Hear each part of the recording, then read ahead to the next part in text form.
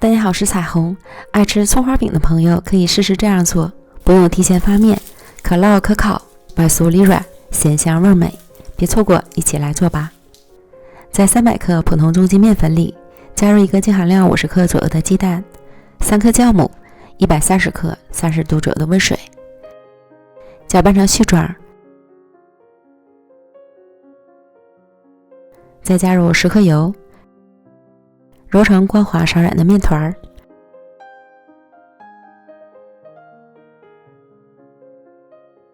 盖好，松弛10分钟。接着再准备30克面粉，加入4克椒盐粉，浇入35克热油，搅拌均匀，调成油酥备用。取出面团，擀成方形的大面饼，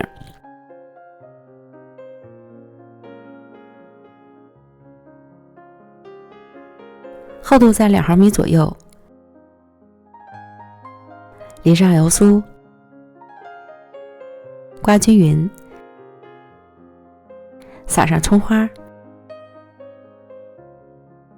再从上至下卷起来，可以边抻边卷，尽量将面卷卷紧实。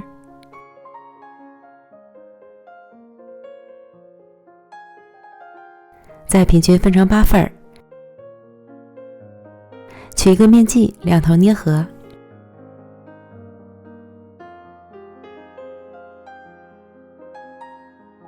对角向内折叠，收拢成圆形的饼坯。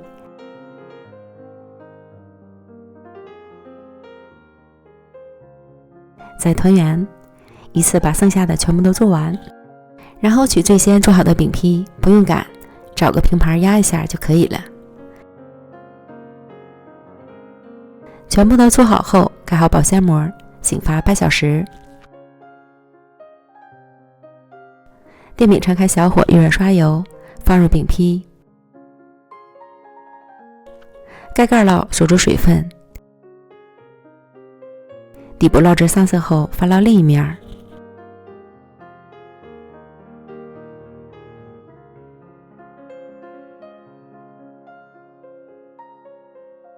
等另一面烙至上色，再反复发烙一次。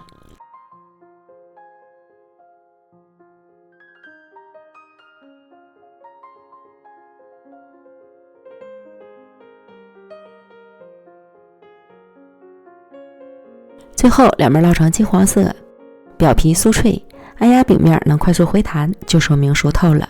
出锅。简单好吃的葱花饼就做好了。